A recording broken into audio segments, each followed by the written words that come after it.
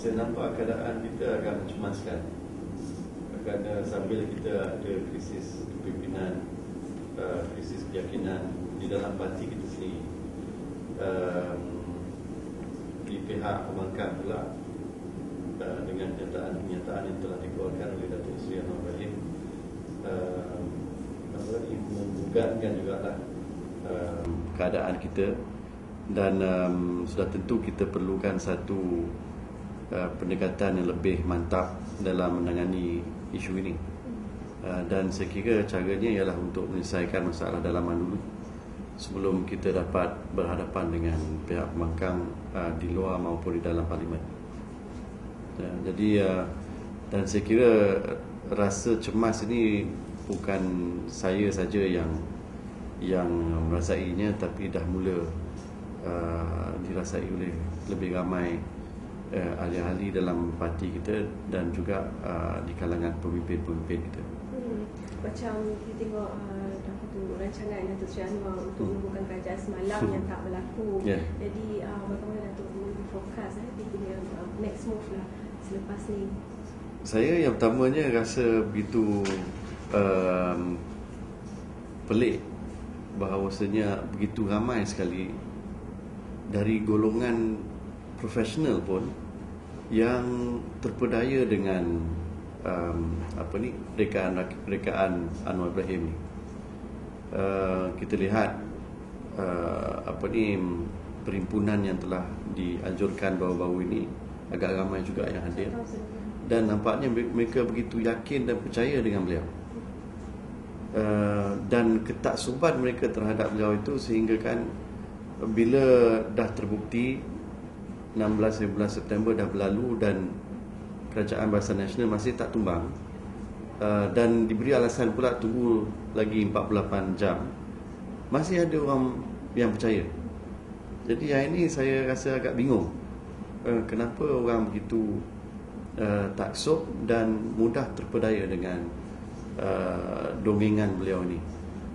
Yang saya yakin ialah kerajaan BN walaupun dalam keadaan yang agak gentir berbandingkan dengan dulu, tetap berkuasa. Saya sendiri antara ahli parlimen yang mewakili BN yang paling lantang mengkritik kerajaan, tetapi tak nampak saya nak melompat ke PR. Jadi apatah lagi kawan-kawan lain di belah BN ni.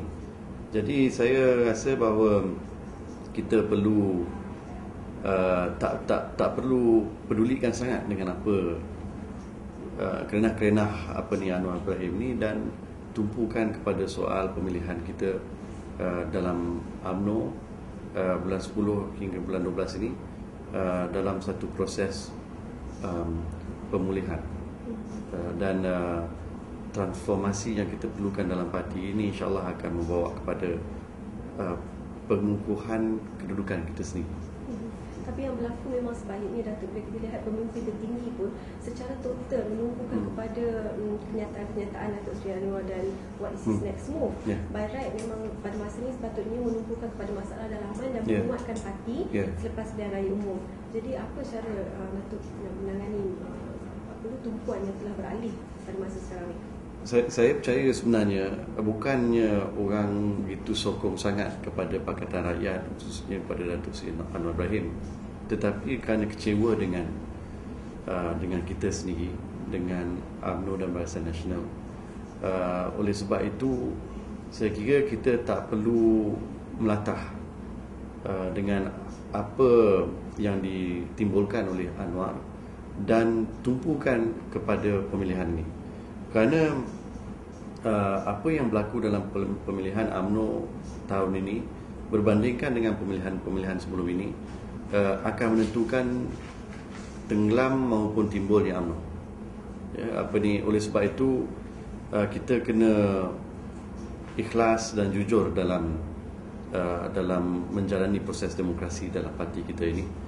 Kerana kalau kita masih amalkan amalan-amalan yang terkeji, yang tak baik dalam parti kita, contohnya rasuah politik dan sebagainya, tak kira lah siapa yang menang, akhirnya kita ni syok sendiri saja.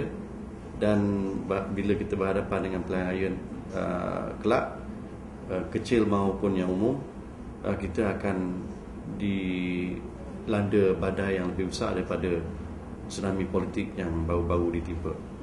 Jadi ini mesti kita sedar, kerana sambil kita berkejar-kejaran, berebut-rebut untuk jawatan-jawatan tinggi dalam parti, kita mesti pasang niat yang ikhlas, kerana kita nak berkhidmat untuk rakyat, bukan untuk nak berkhidmat untuk diri sendiri. Jadi sebab itu saya rasa agak heran, dalam keadaan kita dah 5 negeri kalah, 1 wilayah kalah, tak dapat mempertahankan 23 kursi dalam parlimen, rebutan untuk jawatan itu agak sengit. Jadi seolah-olah kita ni berlumba-lumba untuk memperkasakan semula UMNO. Saya harap itulah yang sebenarnya, tapi dari segi realitinya saya ingat bukan itu sebenarnya yang dikejarkan, dan itu yang sebabnya saya rasa agak cemas.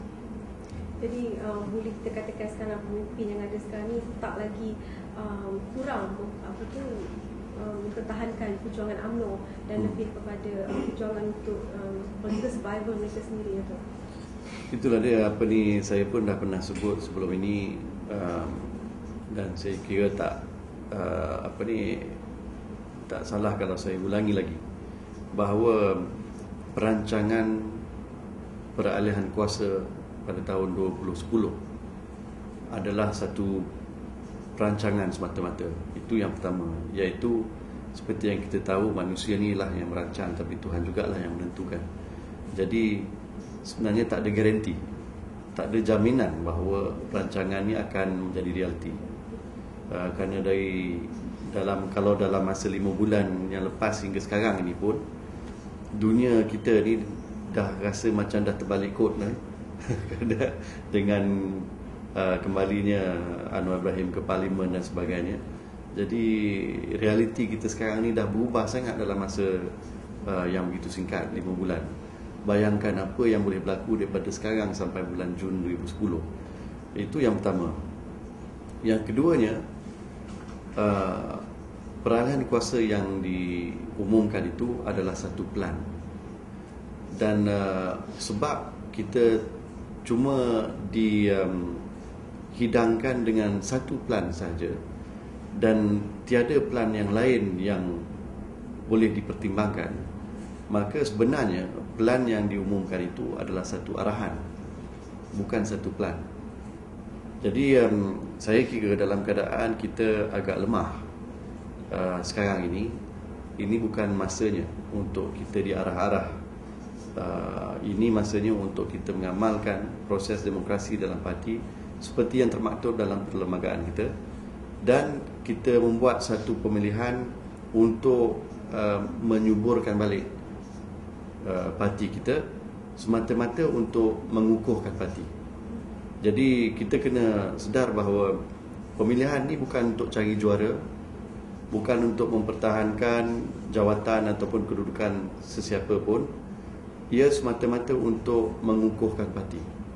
Jadi maksudnya kita kena cari orang yang benar-benar memberi kekuatan kepada parti, dan sekiranya ada pihak-pihak tertentu yang sebaliknya melemahkan parti, jadi kita kena cari pembaharuan.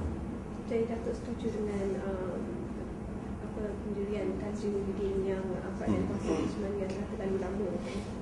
Ya, saya kira beliau pun faham dengan rintihan yang telah disampaikan oleh ahli-ahli UMNO di peringkat akar umbi, dan sebab itu beliau meluahkan perasaannya begitu, dan disusuli pula oleh kenyataan Yang Maha Timbalan Presiden yang menyatakan bahawa biarlah di peringkat bahagian menentukan siapa di kalangan kita yang sepatutnya diberi mandat untuk menjadi memegang jawatan tertinggi dalam parti. Ini dua kenyataan ini saya ingat memberi rangsangan kepada kita untuk teruskan dengan perjuangan kita ini, dan memberi harapan kepada orang-orang yang mahukan pembaharuan dalam parti.